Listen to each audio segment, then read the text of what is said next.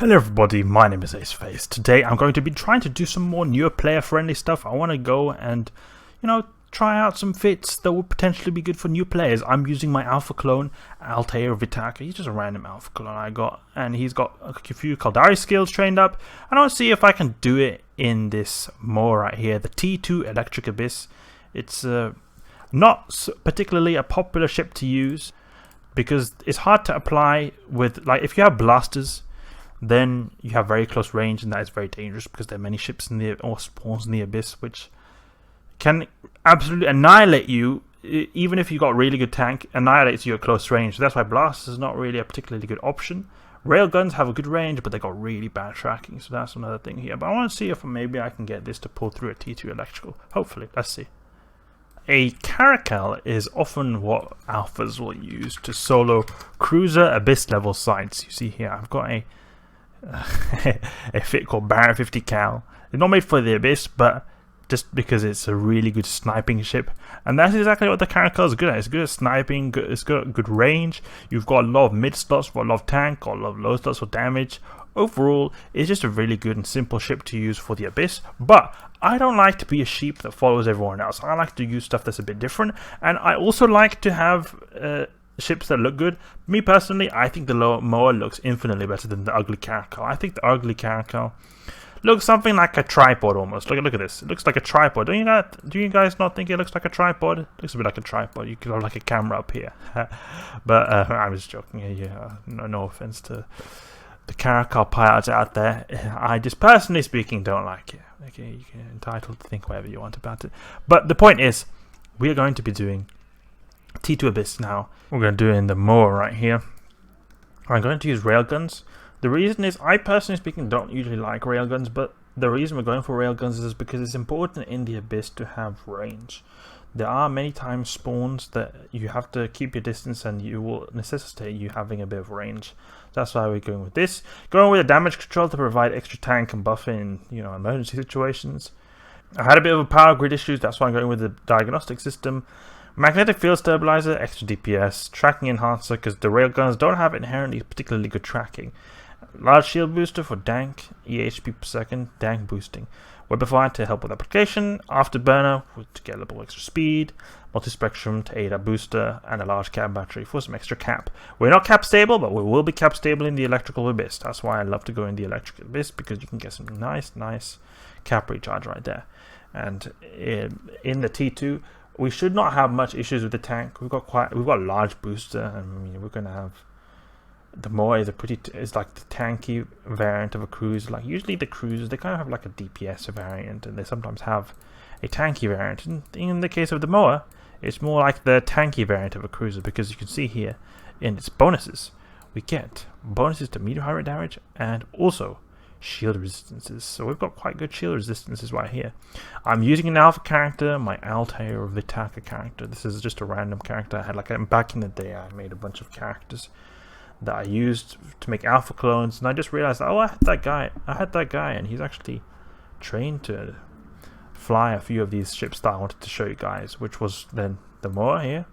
And I'm just showing you guys how this would work then.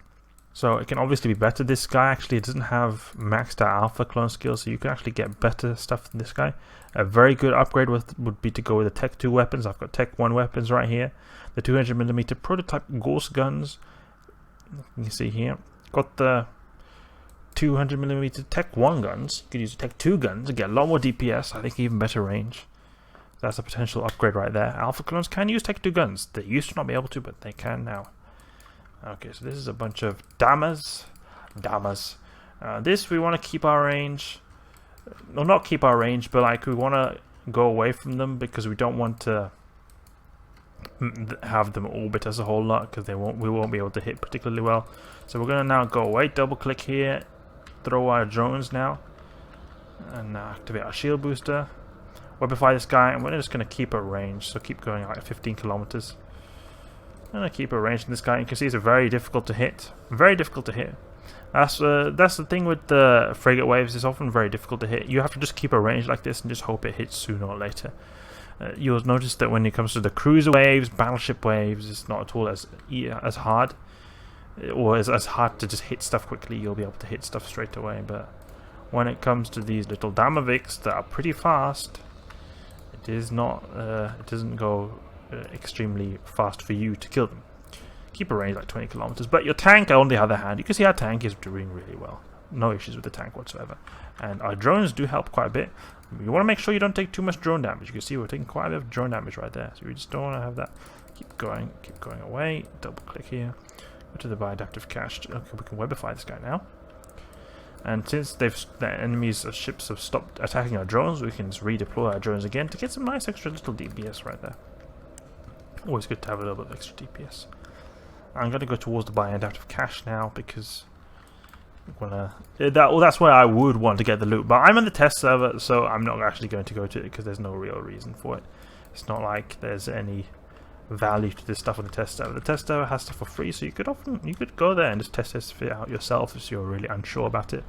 And now for some reason they're going away from me. They're not like I think they switched to my drones for a second right there.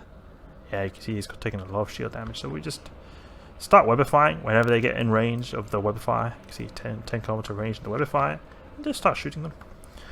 It's just pretty simple, to be honest. Not really much issue right there. You want to just be careful for like, really high DPS waves. You just want to, you want to kill stuff quickly. But here we don't have to worry too much that we're not killing stuff quickly because there's very little DPS on grid.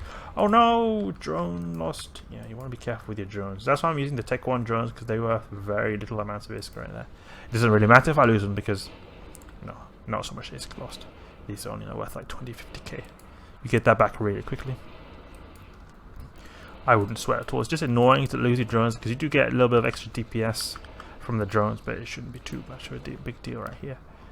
Getting it, and the thing is, these Damaviks, they've got these tiny drones with them. You can see these drones. This is their drones. These Vela Swarmers.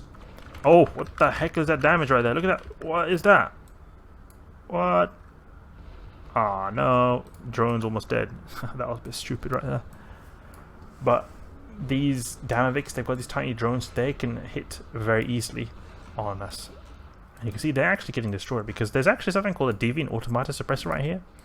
You see this here? This is going to shoot down drones.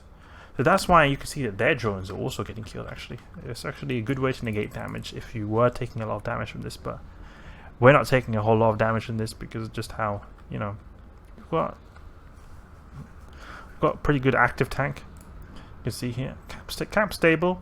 We want to watch out for orange clouds. It's like this big orange bloom of clouds.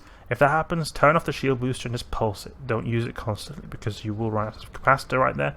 It makes your shield booster use more capacitor if you see like a big orange cloud like this right here, this whitish cloud or grayish cloud.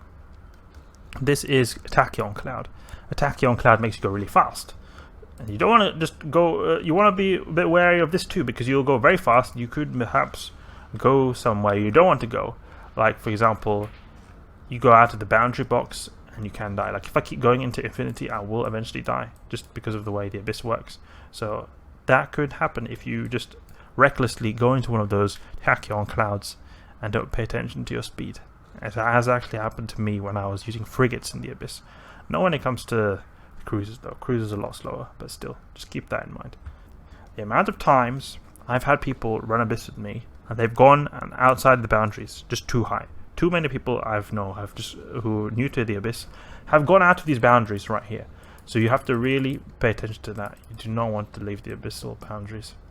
This is also a reason why the Caracal is pretty popular, just because of how the DPS is applied quite easily. Like, we don't have this much problems with the Caracal. For example, the missiles are able to apply a bit better than we're doing here. I can make sure I'm webbing it. Webbing it helps a lot with applying the damage a bit better. I have to keep range now, 15 kilometers, something like that. Just so we're going away, so we just keep a straight line towards them so that our turrets can hit. Because the thing is, these little turrets right here, they turn so slowly. So I need to get them to turn faster, or have it so that the impact of this guy's velocity is not affecting us so much. So we have to keep at range of this guy. If you do see some people who are webifying you, it'll make it harder for you to cruise away like this. And in that case, you will want to take out the webifying guys first. You'll see a webifier marker here. It'll be the same as this icon, but it'll be here instead. It'll be very small, but you'll see that. You'll want to take out those guys first. Next room.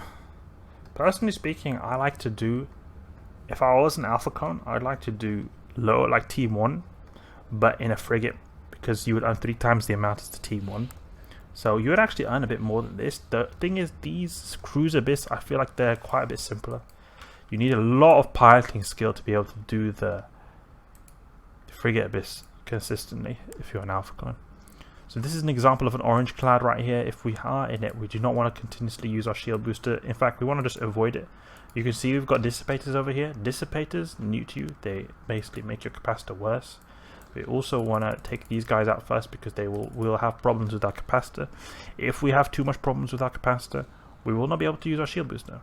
And that will be a very big issue, because if you can't use your shield booster, you've not got any shields. If you've not got any shields, you will die.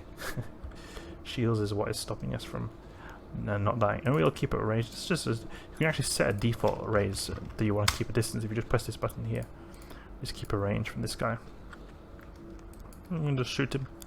It's the similar thing with the Damaviks, that they like to. These guys like to go very fast, keep their range, and are overall just pretty disgusting. But it's alright. It's alright. Actually, let's Webify him. We need to Webify him. That'll make it a lot easier for us to apply if we Webify this guy. Webbity web, get in range. You can actually just do like this. You can cheat if you just overheat one cycle out there, then you can actually get him to get caught. Yeah, okay, let's Webify him a little bit more. You can see our capacitor is getting a bit low right there. That's just because this guy is neuting us, and this guy too. So that's why we take them out first. And I just lost all my drones. I want to take 1 drones. Rip drones. Drones, no. Good thing though is that the Moa has all its like DPS, almost all its DPS basically, based in the guns. So it's not too much of an issue right there. And you can see here our capacitor is getting low. And if it goes like this low, turn off the shield booster and just pulse it a bit. Just pulse it a bit and you should be alright. Keep it range. Like keep it range 10 kilometers, I think will be a good range in this guy, because we want to keep him being webbed. You see here we're boosting up, we've got a pretty good tank. I had to have it off for a bit, so that's why we've got pretty low shields right there. But you can see when this guy is webified, we do actually do quite a bit of damage. Make sure to always have enough ammo. You know, you don't want to run out of ammo in the Abyss. I've got a ton of ammo in here. See here, quite a bit right there. Keep shooting these guys. I got some backup ammo. This is actually long range ammo right here. It goes really far out. Like you can hit like 50 kilometers or something like that. I'm not 100% sure, but it is pretty far. You can actually see here if I just go and simulate. Yeah, tungsten. Yeah, 54 kilometers it can go out to. That's pretty good. And I'm just pulsing my shield booster because our capacity is going pretty low. But when this dissipator is taken out, we'll have no issue. That'll be really delicious. We can make our way towards the buy and active cache actually. At this point, let's take out this guy here, Webify him. And you can see here we're in the orange cloud right now. And we do have even more capacitor problems right here. So we just want to pulse it. Just pulse it when you're in the orange cloud. Not really much more to it. You've got a large shield recharge without just by boosting them like this. You don't have to worry too much about the orange cloud. I mean, it really does hurt your recharge per second, but you can always just pulse it because we've got naturally quite a hard, like big boost with this shield recharger right here. And also we can actually, even if we really want to do, we could overheat a little bit. Like we could overheat like this. You can see here, we're overheating. We're going to recharge more shields. We don't want to permanently do that because it will make it so that you'll take damage on your module, and you could burn it out. If you burn it out, you can't use it. Like if you burn out the shield booster, and that is something you do not want to have happening, because you will probably die right there. If you burn out your shield booster, you can't really survive without your shield booster. This guy's taking a lot of damage right now. If we're at further range, our transversal is a lot better, a lot easier to hit, a lot better than before, where it was just frustratingly hard to kill the Ephialtises just because of how they are kiting like little scrubs. Bit annoying. This is not a good time. You see we're at 7 minutes right now almost. Really not good considering that we're in the T2 Abyss. T2 Abyss is very easy. I'd want to have more DPS than this. And it has a lot to do with, I think, these Tech 1 guns as well, because I have done this in a Tech 2 with it, like on my main character, which had good skills as well.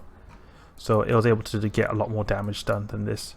You can see here in the Tech 1 gun, this is not going particularly fast. It's a bit depressing right here. Overheat one cycle on this guy, make it a bit faster. As I said before, a Caracal is quite a bit better than this. However, I like to not always use the chip that everyone uses. You can see there's a reason why not a whole lot of people use this. It's just not the best, unfortunately. Approach the acceleration gate just to get in range straight away. And there we go. You've destroyed that Ephialtes right there. And we've got more Ephialteses, which is quite annoying. But we'll just have to do the best we can. There's a short-range multi-body tracking pylon right there, which enhances tracking capabilities, which will actually be quite useful. We can go towards that. It'll help quite a bit, actually. Oh no, there's so many neuters right here. This is not at all going good. No. I think we'll be able to pull through, but it's going to be close. So I'm going to keep going to the multi-body tracking pylon. That's really our only hope right here. Doesn't seem like the Moa is really cut out for this kind of abyssal stuff. Not particularly good. Unfortunate that this is the case, because I really like this ship. I think it looks pretty cool. Okay, take this out of the sky. We just pulse the shield booster. Pulse it. We're soon at the multi-body tracking pylon. We'll be hitting like a truck on these guys. I have to overheat a little bit here and overheat this too. Overheat. Overheat. Webifier. Oh, stop boosting, stop boosting, stop boosting. Yep, we don't want to boost if we're... Oh no, we're taking the armor damage. No! Oh no. This doesn't seem to be going pretty good. Oof. Oh, capacitor's empty. Capacitor's empty, I can't shoot. Oh no. I think this has sealed our fate right here. We're not able to get a booster up. We're being neutered pretty hard by these guys, and we can really just not kill them. Yeah, we're out for the count, unfortunately. No! I'm dead.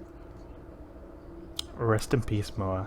You tried your best, but did not go the way I wanted to. Okay, so that was a bit of a fail right there. I wanted to test out the Moa to be an alpha clone friendly ship for T2 Abyss. Doesn't seem like it's the case, at least with the fit I used right here. Maybe there's some other fit out there, but this one at least did not work particularly well.